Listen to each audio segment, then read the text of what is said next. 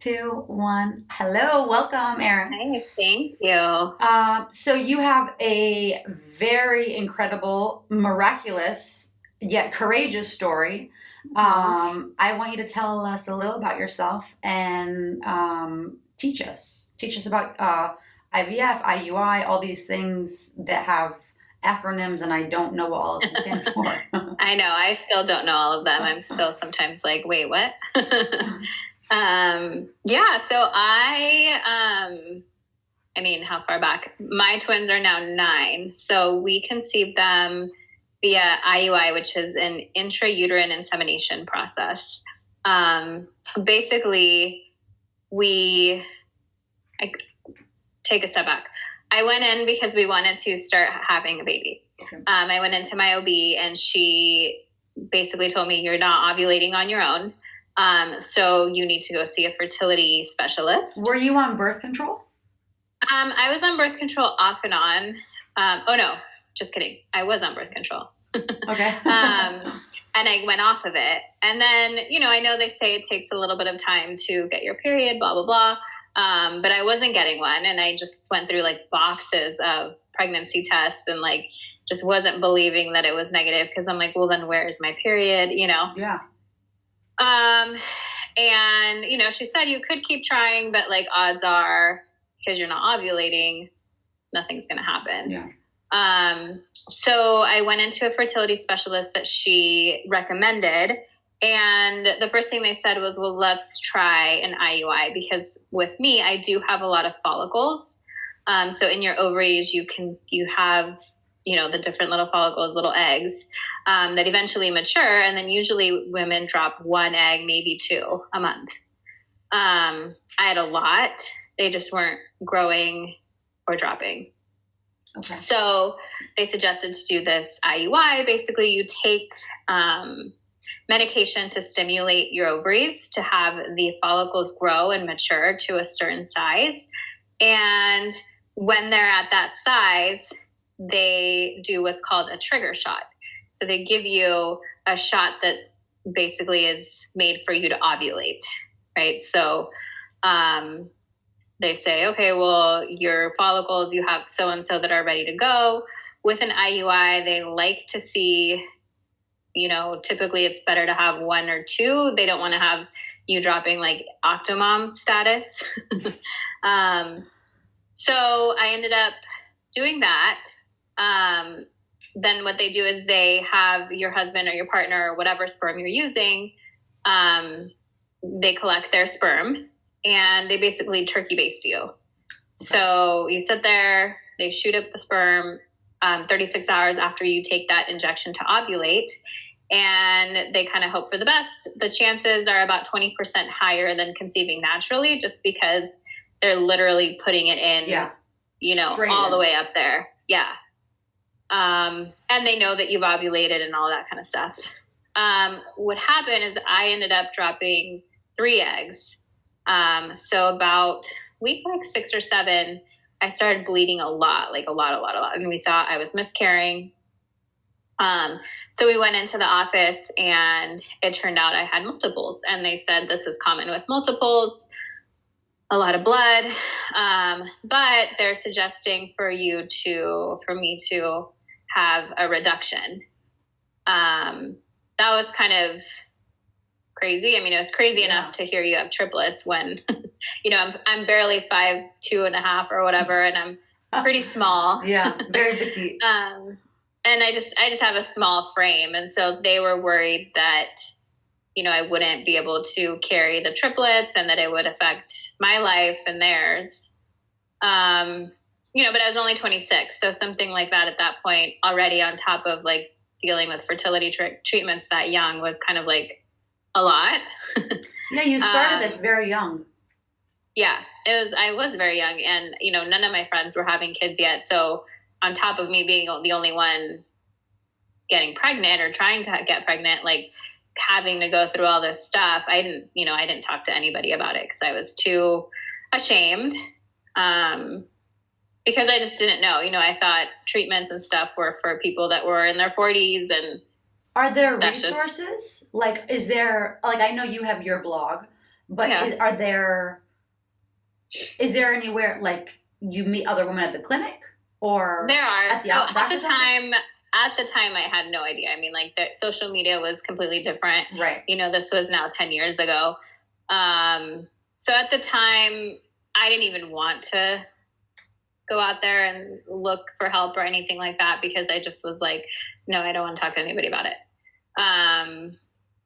Now there's so much, and I'm sure there were things back then I just didn't know about. Mhm. But now, like, even just the community I have on Instagram is just insane with the amount of people that suffer through infertility. It's huge. Yeah. There's a lot of groups. There's a lot of then like help networks that are kind of set up, in lieu of or in conjunction with different Instagram accounts. Yeah. So there's quite a bit of stuff out there, and yes, I'm sure there's a lot of resources for meetup groups as well. I just haven't dug into those. But yes, there's quite a bit of stuff if you want it. But I think the biggest thing is being able to get over the hurdle of, do you want to talk to somebody about it, and that kind of stuff. Not feeling ashamed or any of this. Right. Okay. Yeah. So you had to have a reduction. Yeah, so we live in San Diego, which is just like south of LA. And so we drove to LA because that's where the clinic at the time was for the reduction. And we just had it done. It was just really, I mean, they basically, like, people ask me, like, how do they choose? And I'm like, it's just whichever one was easier for them to reach, reduce. Essentially, yeah. Yeah. And, like, you bleed out a little bit after and for a few days later. And then that was pretty much it. My husband and I honestly, like, never even talked about it much after, because I think he was a lot more in shock and affected than I was. I think maybe because it was my body, and I was like, oh, well, we have to do this. And he was 100% on board to do it. Right. But it was just a lot. So we honestly, like, never talked about it until I pretty much didn't really even talk about it until I opened up on Instagram, like, last October. Wow. So yeah, it was just one of those things that, like, you feel, you're trying so hard to have a baby, and then you have to do this. And yeah, B, like, imagine if something happened to you, or like, yeah, you want to, I don't want to say safe and sorry, but when it comes to this, you gotta really. Oh yeah, no, 100%. I mean, we know we made the right decision. It was just like, are we going to be judged? Are we going to be, because that's just kind of. Yeah. I mean, sadly, there's always going to be people who have something, negative, or. Totally. There's always those people, which is why it's so tough. And it's like, okay, well, this is like, you don't like it, then you don't have to follow me. You don't have to listen. You don't have to read my stories. You don't have to be here. That's the beauty of this. So, okay. 100%. Yeah. And so, and I mean, like I said, it was the right decision. Our twins were born full term. I had them vaginally, but they were tiny. Wow. That's amazing that you had full term vaginal everything. Yeah, no, we were very lucky. I mean, I got all the comments like, oh, you're going to be on bed rest because you're so small, and like, they're going to be born early. But you were all so young, so your body just, I'm sure, no problem. Yeah, so it was fine. I even like did spin class up until a week, like when I couldn't reach the the bars the front of the bike anymore, because I was very, very big. Wow, that's incredible. So the pregnancy was fine. It was fine. Yeah, everything was fine. One of them after birth had to be in the NICU for about 11 days just because she was so small. She actually ended up having, her umbilical cord was like half the size width-wise of her twins, so she just wasn't getting enough food. So that part was a little hard because, you have a newborn at home, and then you have to go to the hospital every few hours to nurture the other one, but you bring the other one with you. I mean, it's a learning but we process. got through it. Yeah. So, but they were great. They were healthy. Their lungs everything was fine. So after those 11 days, like, business as usual with twins at home. I mean, it was chaotic, but. Ooh, I can't imagine. Tough. So much work. Yeah, but it was fine. I mean, that's all I knew, so everyone's like, how do you do it? I'm like, well, I don't know. I don't know how it is to have one. Yeah. you kind of adapt. I think it's the same thing when you have one, like you don't know what it is to anything. 100%. You learn. So that was it. Then we, kind of cruised through 6 years. I never went back on birth control really. I had an IUD in just because we thought that would help, like a form of birth control, but it actually started traveling to my stomach, so they had to take it out. Wow, I never heard of that. Yeah, is that it's normal? Like one of the risks. Yeah, not normal, but it's one of the things that could happen because I was bleeding for like weeks, and I'm like, I don't think this is normal. And then she checked, and she's like, oh, it's traveling up to your, So we took that out. Yeah, just in time. And then I just really wasn't on much contraception. And we're like, if it happens, it happens. But obviously it never did. So when the twins turned 6, we were like, okay, we really actively want to try to have another one, not just kind of wing it, Yeah. So we tried that summer, and, we were like, oh, maybe it'll happen because you hear all these stories and why not? But it didn't. So we went back to the fertility center, and this time we just kind of said, we're going to go straight to IVF, mainly because we just didn't want multiples again. Totally. And yes, the embryo could split, but the odds of having 2 when you're doing an IVF obviously are much more controlled. Mm-hmm. So we went in, we did 1 round of IVF. We did 1 egg retrieval basically. And then I only ended up with 1 normal embryo, which we transferred, and it failed. And that was kind of like a really low blow because I just thought, well, isn't this how you get a baby? Like with IVFs? Yeah. I mean, it was so easy before too. Yeah. And before it was way easier. And the chances of IVF working are much higher than an IUI working. And your follicles, everything's still high count? Yeah, my follicle count was high, everything, but I did only get 1 normal embryo. So after the retrieval, I ended up with I had quite a bit of follicles, but in terms of mature eggs, I didn't have that many. So they retrieved about 8. And of those 8, there was about 3 that fertilized. And then the 3 we sent off to get, it's called PGS testing. Okay. So it's this additional testing that you can pay for to make sure that the embryo is normal, so that there's no chromosomes missing or anything like that. So we did do that, and then we only got 1 back that was normal. So that one failed. Then we did basically that whole thing again. How long do you wait between each round? I guess round, is that what it is? Or what is? Yeah, so after the transfer, we wait. You usually get your period. For me, it's always it was weird. It was always 5 days after. And then the protocol at that office was like, okay, just call us when you get your period. We'll set you up on the meds. We'll do it again. So it was about 3 weeks until you start meds again. Mm-hmm. That was that clinic. Every clinic's different, obviously. But that was their protocol. So we jumped right back on board, did the exact same thing. Basically, nothing changed. And pretty much yielded the same results. Transferred that one. Again, it didn't work. We're now so I had started this September 2017, and now we're in about April 2018 when the second one didn't work, because the process itself is, pretty timely. I mean, it's about a 3-month from starting to do retrieval process to transfer. Mm-hmm. It's about 3 months. And I don't know if you can just look this up, or I'm assuming each clinic's different, but how does it work with pricing? Is that a lot? It's a lot, right? Yeah. So for each full round, we actually calculated it. We were curious / I was trying to do a post, and I was like, let's look at this. Yeah. And basically without medications, it's about $30,000. And do you have to have medication or no? Yeah, absolutely. And so what is medication? Medication meaning your injections. All of that is not part of that $30,000. That means estrogen or? I mean, yeah. So when you're doing the process to retrieve your eggs, it's estrogen. It's called Menopur. And also every person is different in that sometimes Menopur does or doesn't work for them, and then they'll switch to a different name. But essentially, it's all the same idea. It's estrogen to help grow and mature your eggs. Okay. Sometimes they add in an additional hormone to help your eggs, to help their quality, which they weren't doing at that time, but eventually I did do.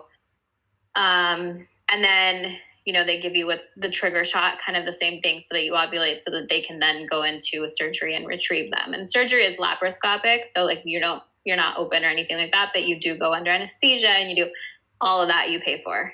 Wow. And insurance doesn't cover this? No. Like, doesn't matter what kind of insurance you have? I have heard Massachusetts covers it. State by state?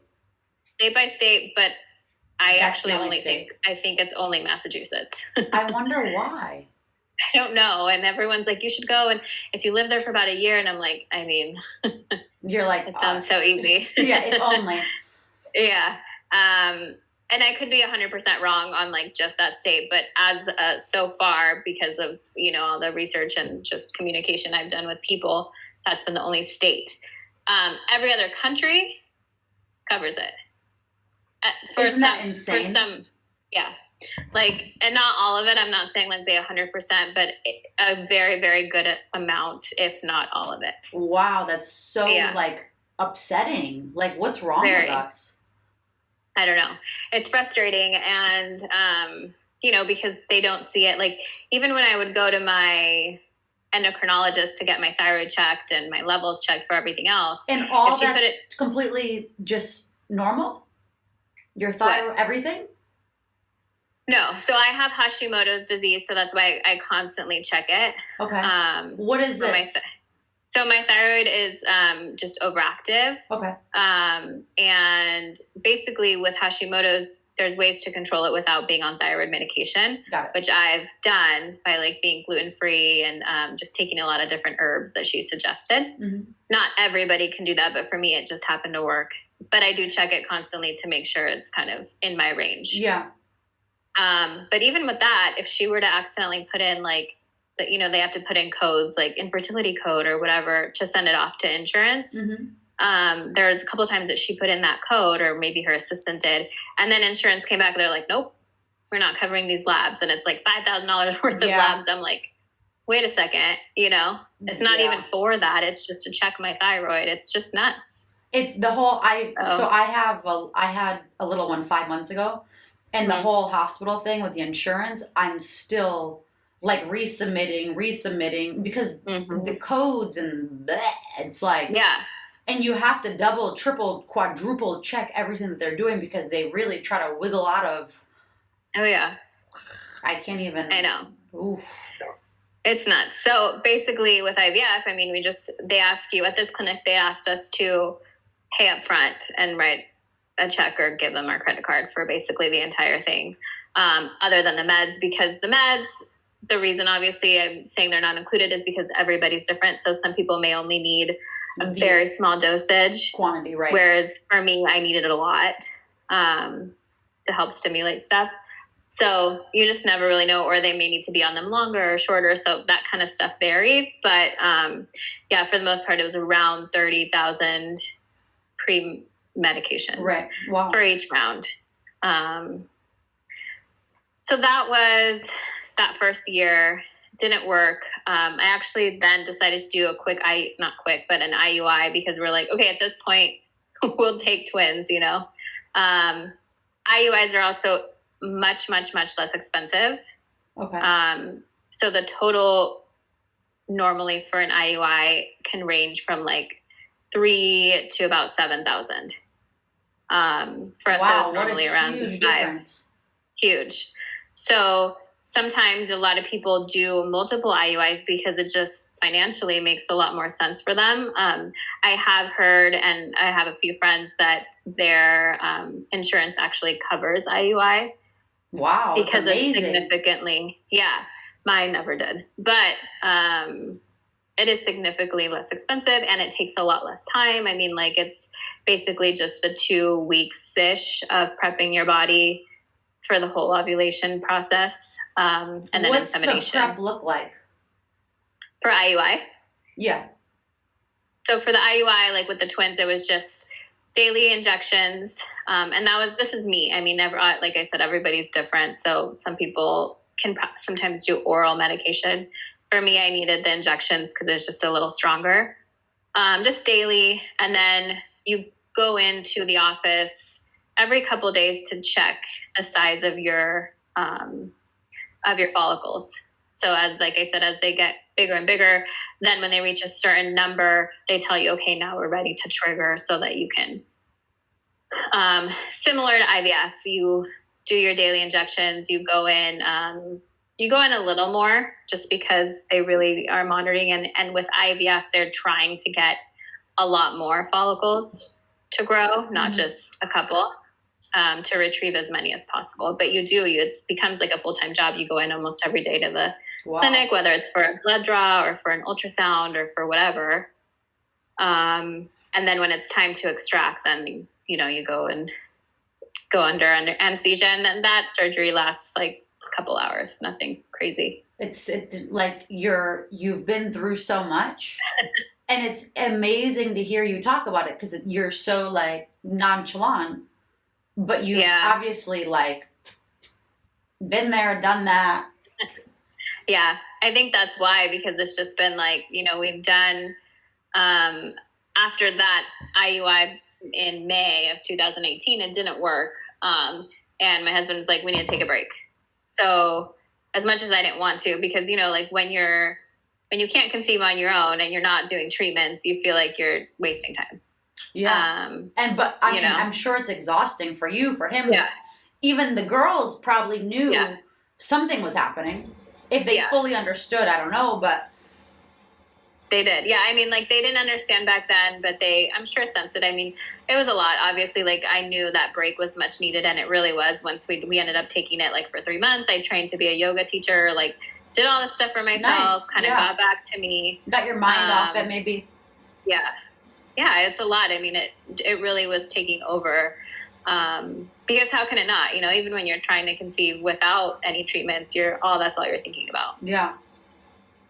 So we did that. Then I ended up switching clinics, because I just was not happy with the way that they were kind of handling us. I kind of felt like it was just like another number to them. I actually didn't even see my actual doctor. I don't think I saw him more than 3 times that entire year. Yikes. Which is crazy. And like you just don't know. We went into it very naively, and we just didn't know what to ask. I wasn't like being my own advocate. And live and learn. To be. Yeah, you do. So we ended up switching clinics, and I loved it. This is kind of, I don't know if you might have something to suggest, but do you have some basic questions that someone who's trying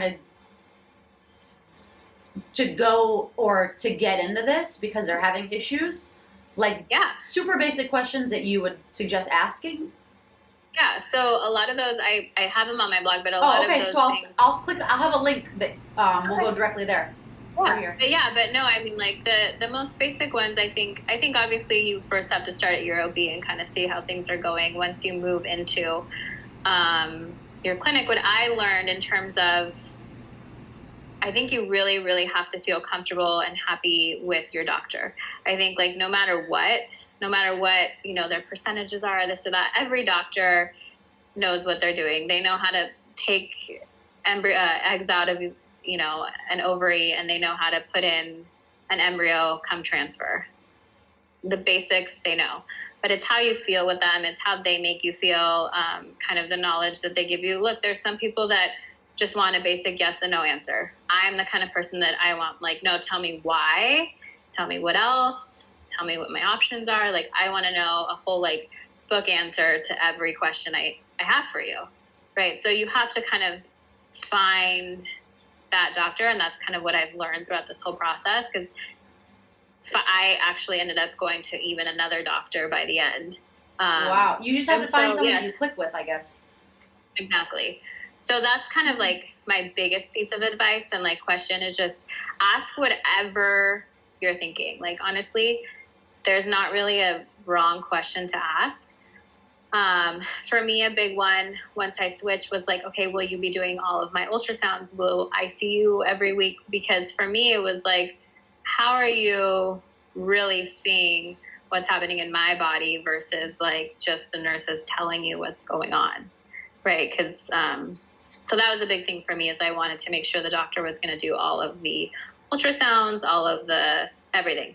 And it's easy for things to get lost in the shuffle of everything. Yeah. Like, because the nurses are, they're just telling the doctor, or sometimes the paperwork gets mixed up. I've heard some crazy stories. And they had my paperwork mixed up, and they thought my due date was different than it was. And they were saying that she was small and this and that. And I'm like, I don't ever remember hearing that date.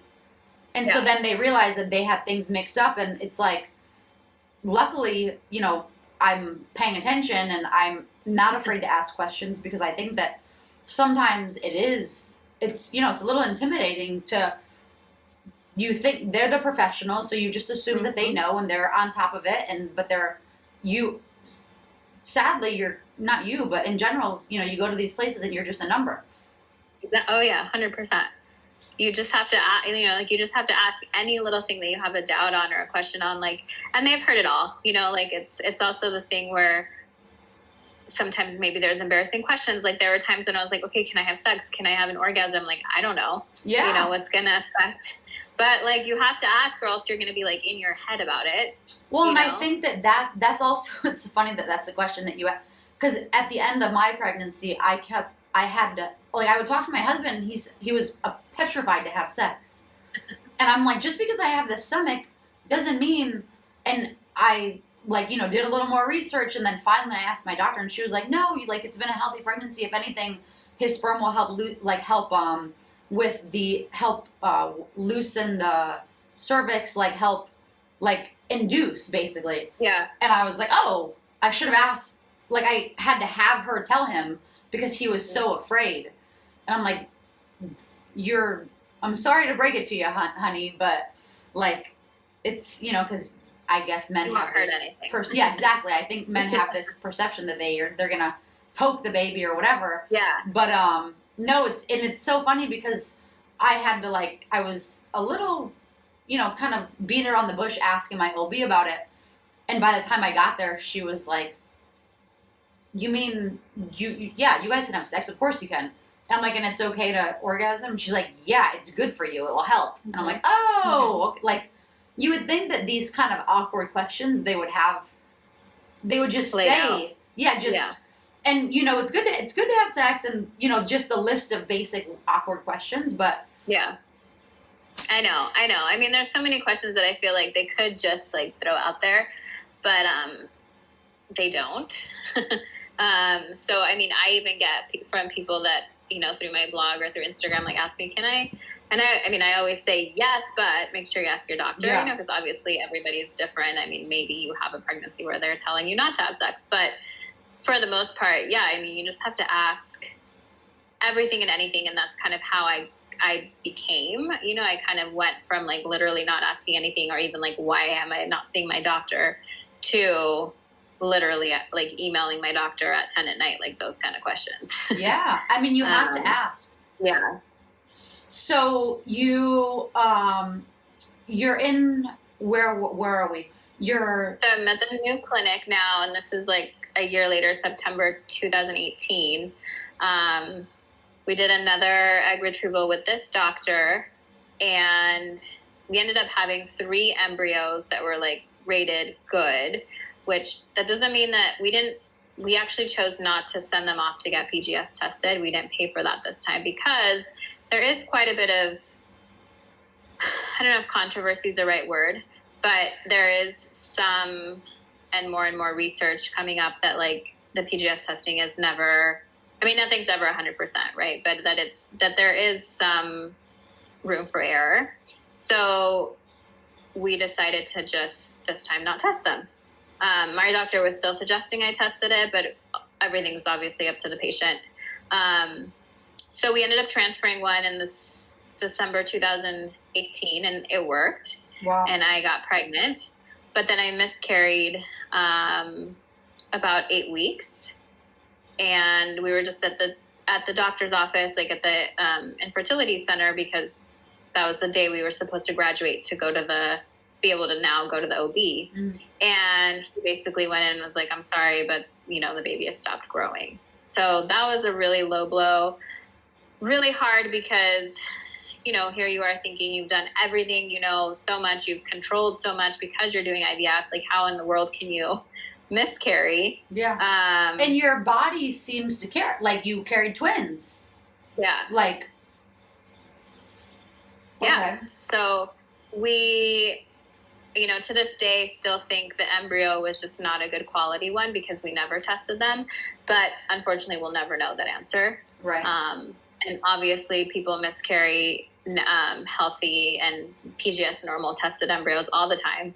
So that's definitely not to say that that's exactly why, but that's just what we have to believe because we have no other reason as to why. So that was that. My miscarriage, they ended up having me take this thing called misoprostol, which is a pill to kind of induce the miscarriage. Because it was just the baby had stopped growing. She's like, eventually it'll come out and your body will flush it or bleed, you know, but we don't know how long that could take. And obviously when you're trying and trying, you want to keep trying. Yeah. So I took one of those pills. It basically, it makes you miscarry. They asked me to catch all my tissue if I could so that they could test it. So it was like running to the bathroom, like trying to sit on this thing to catch like the tissue coming out of me. Took it back to the office. They did like an ultrasound. He's like, you still have quite a bit of tissue left. So I had to do another pill. Wow, that's I never heard of that. Yeah, a lot of people are given that option when they, you know, it was an earlier miscarriage. I mean, 8 weeks. I don't know, kind of an earlier one, I guess. I don't really know. But what were they testing the tissue for? To see if they could test like if it was a normal embryo or not. Got it. So then I did it again, and this time it was like really intense, and I ended up bleeding like through like 4 sets of like sheets and pants, and like it was all overnight where I wasn't expecting it overnight. It just kind of came much more quickly. So it was just like very traumatic because I woke up the next morning and like didn't even wake up because I didn't sleep all night, but I couldn't even walk because I'd like lost so much blood, and it was just a lot. Wow. They ended up not ever being able to test my tissue, and my levels, my HCG levels, which are your pregnancy hormone levels, needed to be down to 0 in order to be able to start the process of another transfer. They weren't dropping very quickly. Usually they say it takes like 6 weeks-ish. Mine at 9 weeks were barely like getting there.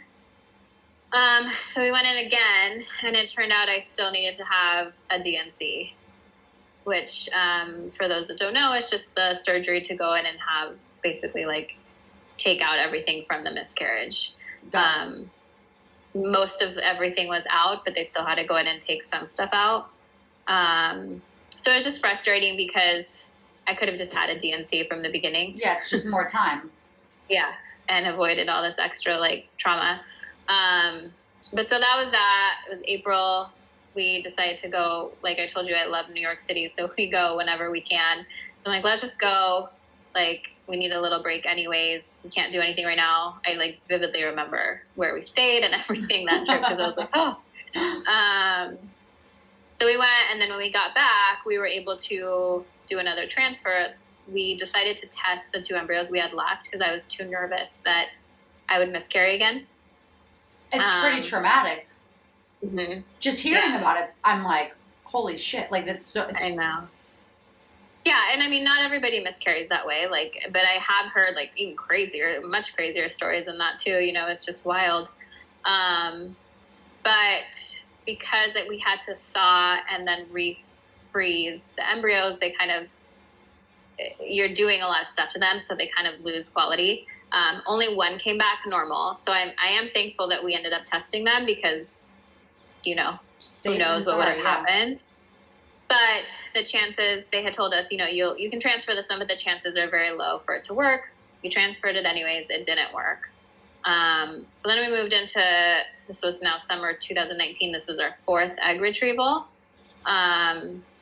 They gave us a little extra medication, like that, and I blank on the name, but it's another medication to help your eggs and your follicles with the quality.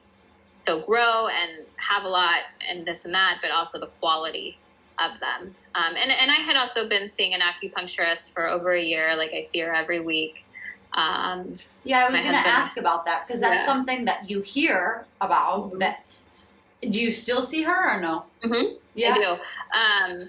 I haven't seen her in like a couple weeks just because she's like, you're absolutely fine. So she's very cool in the sense that like, it's not about the money. Like she's like, I don't need to see you. You know, she's like, you're fine. But during all of that stuff, she was like, you need to come in every week. And I did. And I loved it. I love her. I love going. Well, and it's having that connection, right? So when you have it, you feel comfortable and good. Yeah, and you feel like you're being supported in a different way other than like your doctor and your medical route. You know, like it's Chinese medicine, so it's just a different way of like feeling that support. So that was great, and I knew like all that was helping. We ended up with our best retrieval, which is interesting because everyone says you want to obviously retrieve your eggs when you're younger, and I completely agree with that. But this was my fourth retrieval. I was 2.5 years older than I was for my first retrieval, so it was kind of interesting. But you're still young at that point. Like you're still young now, but you're still young. Yeah, I mean, I was 35 instead of, you know, having just turned 33. So, yeah, it's not like a huge difference, but like, you know, I ended up with 3 normal PGS tested embryos. So that was really exciting because we had never had more than one normal one, basically. We transferred one that August. It failed again. I did a pelvic MRI and then another, like a hysteroscopy to see what was going on in my uterus. They found some inflammation still from the miscarriage. And then he decided to put me on this thing called letrozole, which is a hormone, a drug that kind of helps suppress endometriosis. I don't have endometriosis, but what I had was like some early stages of it. And so he said, because this is what they give to people with endometriosis, that it should help, right? Everything, the thing is, with infertility and treatments, everything is it could, it should, it might. Right. There's so much gray area that, like, you do things in hopes of figuring stuff out, unless you have a clear, like, okay, you don't have fallopian tubes, you don't have this, you don't, you know. For me, I have what's just called unexplained infertility, which means we have no trial and error. Yeah, exactly. So I was on that. We went to New York again because I remember they called me and told me I was at the U.S. Open, and they called me and told me that I was going to have to be on that for 3 months. So I was on it for 3 months, and then we were able to transfer a second embryo from that batch in December. And I was like, okay, I mean, now it has to work. You know, we've done like everything now. And it failed again. So that was our 6th transfer. And then I was literally ready to just stop because I was like, this is just so much. But my husband's like, look, we have one more good embryo left. Like, let's just try it one more time. Let's meet with this other doctor that we were kind of contemplating meeting with at the same clinic. And we did, and I loved him. I still love him. Like, I actually still talk to him all the time. And he just kind of like made it very light for us, if that makes any sense. Like, cause I was just very depressed by that. And I was like, how can I go into another transfer? Like, this is a 7th transfer. How do I have any faith? Yeah. And he's like, look, basically for you, it's like you've been flipping a coin and it's just been landing on the wrong side. And as much as like that sounds kind of annoying because it's still not giving you any answers, like it kind of made it easier to process. Yeah. And just like make it sound like, hey, well, we still have a 50-50 chance, you know? So he's like, look, and even if it doesn't work, you can always try again. And I know not everybody can.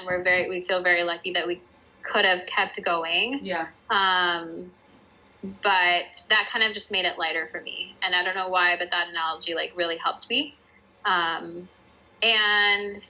you know, I love the doctor I was with right before that at that same clinic, but he, like I had mentioned before, he didn't explain things. He didn't like kind of come down to my level. He would just say no or yes to things. And I need the why. And this guy does it. So went into that 7th transfer towards the end of February. and it worked. And now I'm 33 weeks pregnant. Yeah, congrats. Thank you. Yeah. And that was our last embryo of the 3 that were normal, but obviously was the one that was graded the lowest, which is interesting. And that's why the whole grading system is so, yeah, it's a little, also, yeah. Well, they don't, I mean, this is so new to me, but it's almost like you don't really know till you're there, right? Yeah. Like, so even if it's a low grade, it just works with your body. Yeah. Like your body just accepts it and it's fine. Yeah. I mean, like, there's so many things that have to be going well that in order to get pregnant. I mean, like, that's just what I've learned through all this is like pregnancy is very hard to get to. I mean, like, everything has to be aligned, whatever that means for you. And honestly, if I try to have another baby, like, I don't even know, I don't have like a protocol that I feel like I could go on and feel like it would work. You know what I mean? For me. So it's just interesting how, you know, even though I'm pregnant right now and I had my twins, I'm still infertile per se. Like if I wanted to have another baby, I'd have to go through all that again, and we have no idea what would work. But that's so wild to think that you're, I mean, I guess that's what it is. Your body doesn't have a hard time carrying. Yeah. But it's just getting it. Yeah. That's so interesting. Yeah. So we did this last time we did up like the estrogen. I was very, very big on advocating for myself. And I was like, look, I know you guys think the lining should be, every clinic has like what they think your lining should like be a at. Standard, I guess. The standard that they think, and they probably have some type of statistics, you know.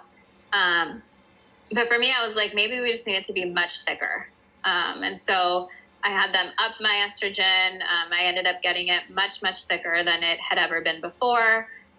You know, I was on top of my vitamin D levels, on top of all my different levels that I probably could have been better at the past like 6 months before that. So who knows? I mean, I think it was a combination of everything. I don't think there's one thing that I did. Yeah. I mean, the stars aligned. During the 2-week wait, I walked more. I like had my blood go, you know, like who knows? But wow, it's incredible though. Like, yeah, here we are. And what did the girls say? Sorry. It's okay. Oh my God. Nacho. Sorry. Oh my God. And so the girls are 9? They are 9. They turned 9 in June, and they are excited. I failed to mention they are 100% like they know everything. That's great though. It is, yeah. When we first got pregnant back last January, we told them once we heard the heartbeat, because we did hear heartbeat before the miscarriage. And so we thought it was fine, you know, like, here we go. And so then we had to tell them that we miscarried. That was really, really hard. Yeah. How? We basically, what I did was that night, like because they were at school, but at night we kind of sat them down, and, you know, I had been crying all day, so it was hard to hide. Yeah. But we said, you know, the baby in mommy's tummy died. And we kind of explained, they were crying, they were super upset. And then they went the next day and told their friends at school that the baby in mommy's tummy died. And I was like, oh God, I have to call the parents now. But,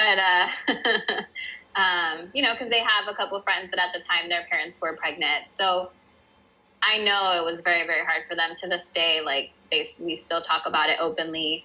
When we told them we were pregnant this time around, we waited until we were about 12 weeks. So further. Just because, yeah, because I mean, I feel like that was also our mistake of telling them a little maybe too early. Yeah.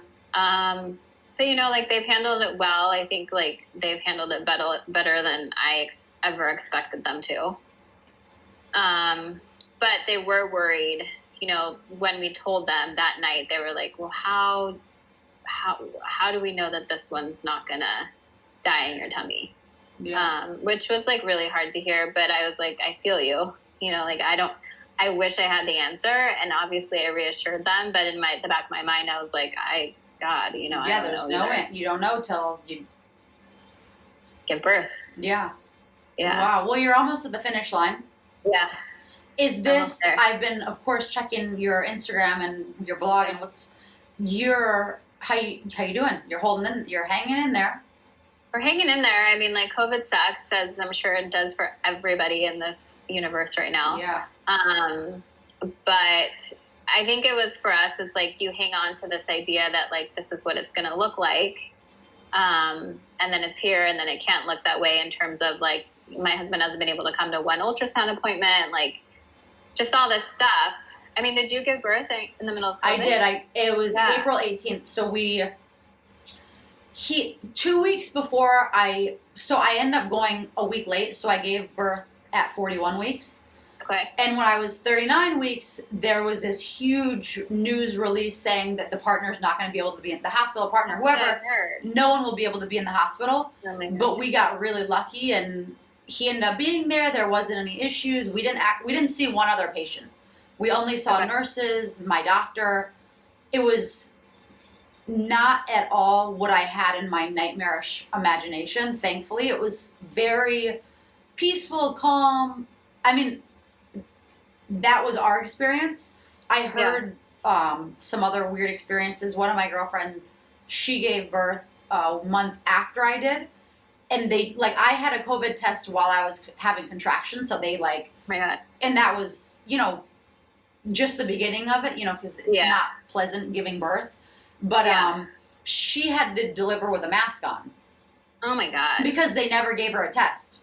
So that was, that's a whole nother thing. And so, it's just everything, as with always, it's just, you got to roll with the punches and just, thankful for a healthy baby. And luckily we have, a lot of people in the city don't have a car. Like this same friend, doesn't have a car. So she had to take an Uber, and this is also in the middle of COVID. Like we have a car, and it was very easy. And thankfully, we went home, they discharged us after 24 hours, which was nice because we were able, I think the most uncomfortable part, even though the hospital was amazing and, the employees, everyone was great, being in a hospital sucks. You don't have your bed, it's uncomfortable, it's cold, so we were discharged after 24 hours, which was actually a blessing. But you just roll with it. Yeah, no, I know. And that's been my thing is, I mean, everybody is dealing with something, right? And I mean, we were we've been trying for 3 years, and then now it's here, and then now he can't enjoy any of the good things of it, Are they letting you at least take videos of, because I know they were, did you ask? In the hospital. Yeah. Because I asked. So my OB lets me, if it's with her, but when it's an ultrasound tech or in the hospital wing of it, it just depends where I'm getting the ultrasound kind of thing. Right. Then they don't let you there. But he was able to go to, I had to have a fetal echo done. So when they extensively check the heart, so he was able to go there, which was nice because it was in a totally separate building and a separate, and he was able to, I found, and I don't know if there are any in New York, but here there's a bunch of private clinics. And they're not even clinics. They're just ultrasound places where they can do 3Ds or something. Mm-hmm. But they do regular ultrasounds too. And he's been able to go to those. So we started going to those because I've been very anxious this pregnancy because of the past. Of course. COVID, everything. So he's been able to go to that. So we'll what we were doing is I was my whole thing was I was so scared to walk into the OB and then have her tell me bad news because I'm just so used to bad news and having him not there. Yeah. So hearing oh, unfortunately or something. And so we would go to these private or these individual little ultrasound places. I know, I've seen them. I know what you're talking about. Yeah. We get a scan. It's just an ultrasound tech. Get a scan, and then we at least know she's breathing or whatever. Not breathing, but she's alive. There. She's alive. She's there. She's moving, and then I can go into my OB. I would still get anxious because obviously anything can happen from one day to the next. But at least I'm like, okay, I just saw her like 2 days ago. Yeah. So, and he will be able to go to the hospital. As of right now, I still don't think the girls can come, which is a bummer because, you know, like I said, I picture them coming in and seeing their sibling, and but it's fine, you know, we'll make it's a the best process. of it. Yeah, I mean, and they'll hopefully be at home waiting, and you know, have a little celebration, welcome home celebration. Exactly. It's such a wild time, and it's really like and I think that I don't remember if we were talking about this when we were recording or not, but it's like there's just so many things that are thrown your way, and it's like no, there's new things all the time. And like California is just so crazy too. I don't know. I think it's just so political everywhere, and that's what's like so frustrating, because it's like, can we just tell us what's actually going on? Yeah, you truly. Know?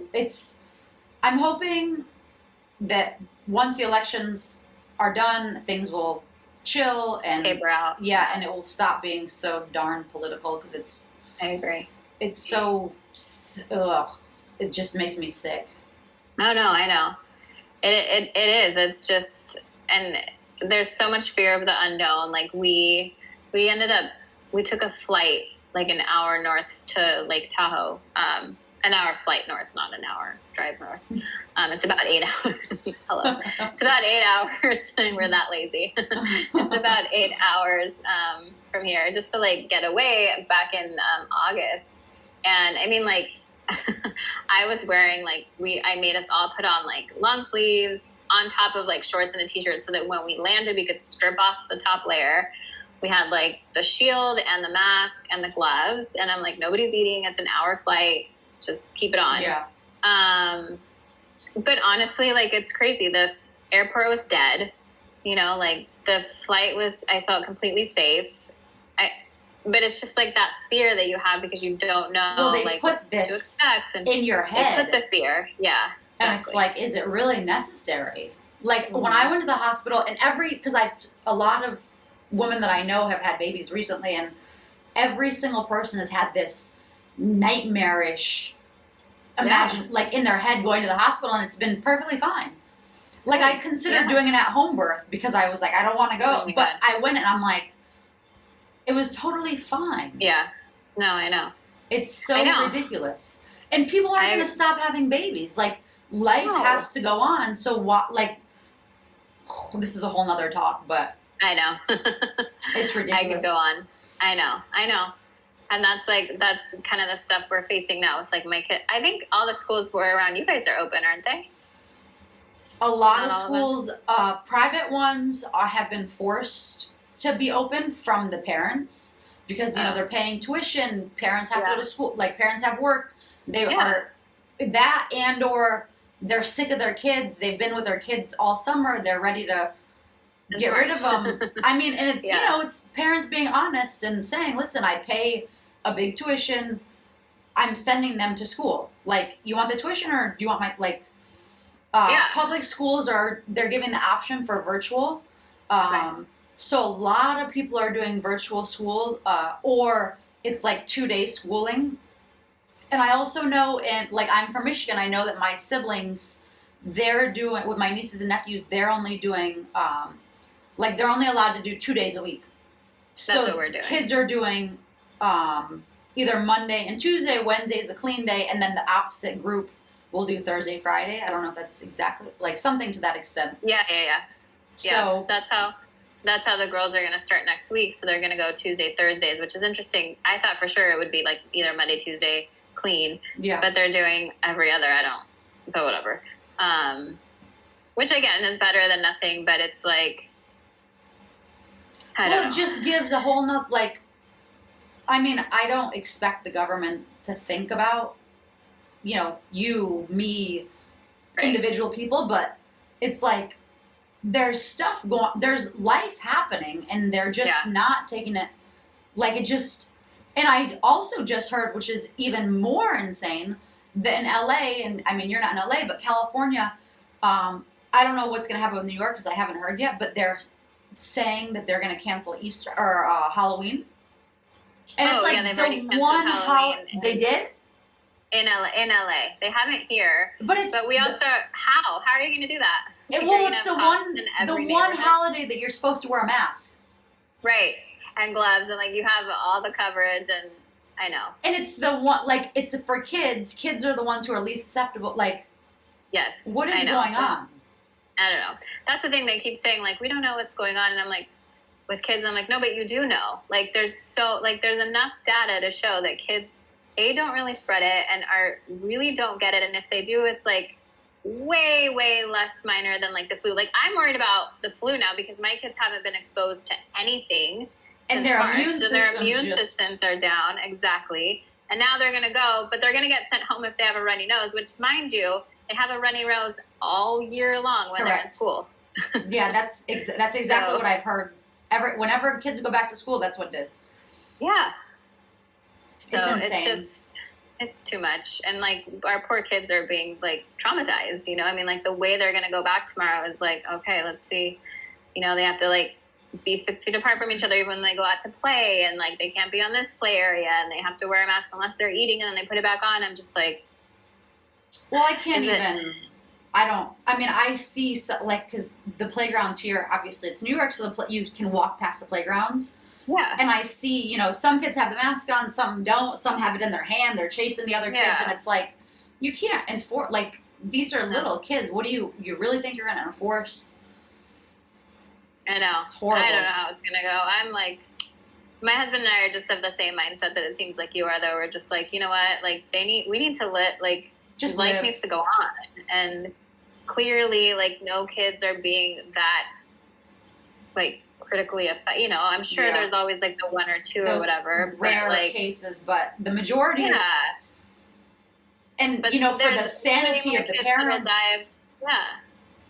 It's just, I don't know. Like, I'm like, what about all the other diseases and all the other infections that they're going to get and all the other, you know, mental issues that they're going to have? Like, it's just, so yeah, I hope so that by the election, things will simmer down a little. We'll see how the elections go, but yeah. Yeah.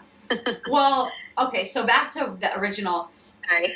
No, I mean, clearly we see similar, so it's easy to just get taken away with that. But, so you're due soon. Mm-hmm. I saw that you posted something about nausea, and I never knew that you could take something for nausea. Does it work? It helps? Well, these are just like little, they're called tummy drops. So these are like, ginger candy, kind of. Oh, okay. And ginger helps with nausea. Yeah, so ginger helps. And it's more like at night because lately I just feel like, you know, like when they're bigger, you feel like so stuffed. Yeah. Like no matter what, I just feel like I'm like always so full. And so like then the feeling is more like nausea and like, what's called like indigestion type of thing. Heartburn. But other than that, and it's just at night. Other than that, like I'm feeling fine. At the beginning, I was taking something called Unisom, mixed with like a B6 complex. Definitely, if anyone's listening to that, ask your doctor because that's it's over the counter, but like you don't want to just take stuff case by case. Yeah, but that seemed to help me at night because I was very, very nauseous for the first 12 weeks because I was on all the drugs. Because honestly, with the twins, like I was never, because after an IUI, typically you don't have to be on much medication. So with them, I was like smooth sailing. I mean, I was way younger, but like I didn't have any issues. So this pregnancy has been a little like, I can feel my age a little more. Well, you don't look your age, so that's something on your side. Thank you. You have that pregnancy glow. Oh, thank you. I can't think of any more questions. Anything else I should know? Yeah, I mean, IVF and fertility, I think it's just such a case-by-case basis type of thing in terms of like I get a lot of questions of like, what did you do during your 2-week wait, or what did you do during this, and I always give all of my everything I did, but I don't think there's any, you know, like the doctor always tells me, he's like, if I told you to eat a blue M&M a day, you would probably do it if it would get you. I'm like, absolutely. Yeah. You know, so like, there's not really anything that anyone can really say to say, this is what you should do so that it works and you get pregnant, because everybody's so different. And honestly, even with me, like my medications and my everything was different every single round, you know, and it's the same body. So it's just like, it's just all so much gray area. And I think that's the most frustrating part of being infertile and going through IVF and all of that, because there's never a clear-cut, straight shot answer Yeah. to anything. Well, and in addition to that, it's along the same lines of every single woman I've talked to who have 1 kid, 2 kids, whatever it is, 3, 4, every single pregnancy is different. So Yeah. it only makes sense that, you know, your body's constantly evolving, your body's constantly changing. You're going to feel different. And you're clearly, 100%. when you're, you know, drawing blood and really taking your numbers, like, things are going to be different. And that's just the way our body is. So. Yeah. 100%. I mean, it's a wild ride, and you know, there's a lot of things that you're not told. Like, you know, you're going to gain weight from IVF medication. You're going to have to take a step back from working out. I mean, like I would work out pretty intensely, like every single, or 5 days a week. And I still did it, but like, you know, you take it down a notch. And You're you know, saying this time around, you still worked out? I just mean through IVF in general. Yeah. Yeah. Were you able to work out through this, or were you, because I see your arms are toned up. What do you? Oh. Yeah, no, I have been. I've been doing like Obey Fitness, and I just do like HIIT classes, or I, for some reason, bought weights like right before the pandemic hit. Lucky you. Yeah, I was like, I don't know why. I have no idea why, because I actually prefer to leave my house and go to like SoulCycle or go to Yoga Sculpt or whatever. But I was like, maybe I'll just buy some.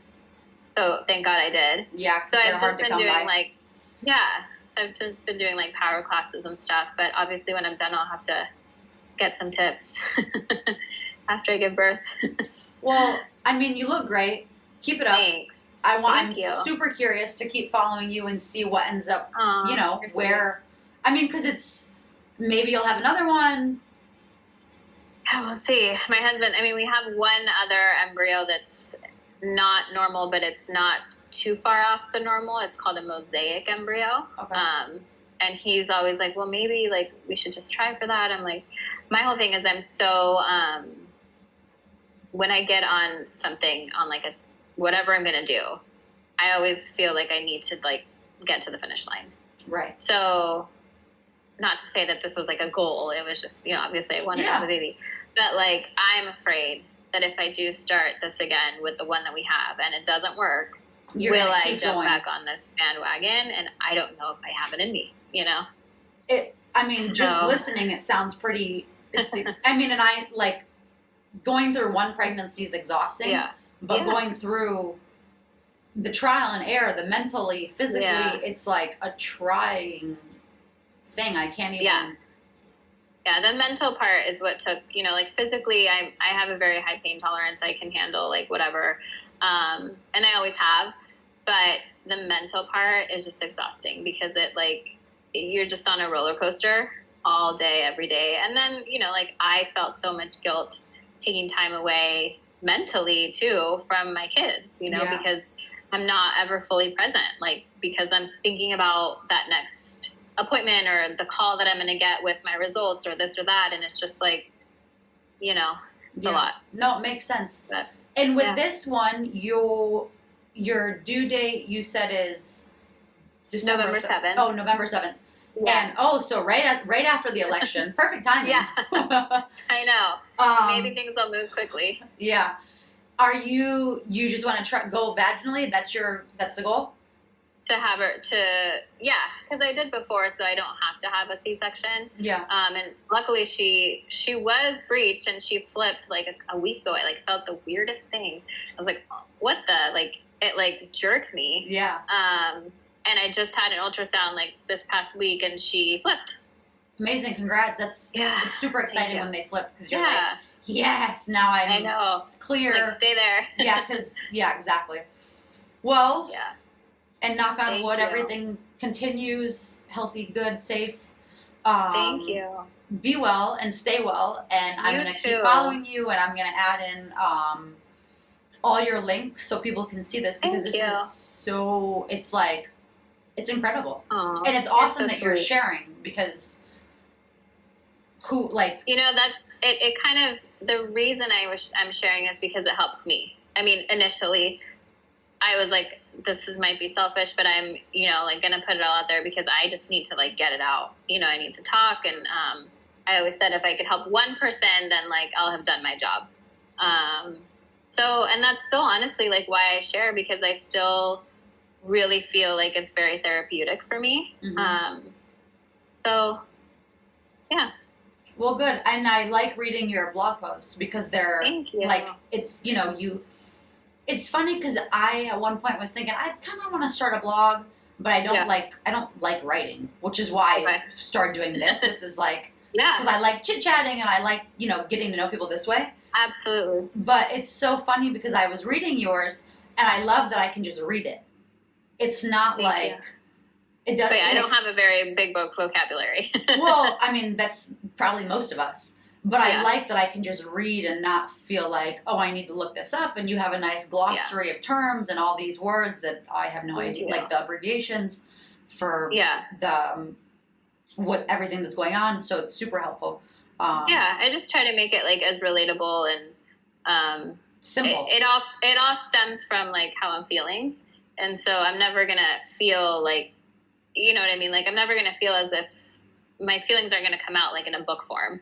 That's just not realistic. So I just kind of spit it out. So I appreciate that. Thank you. Because sometimes I look at other blogs and I'm like, this is way too, it's like way too perfect. Yeah. And I'm like, I'm not, because I'm not. So I'd rather see the real stuff.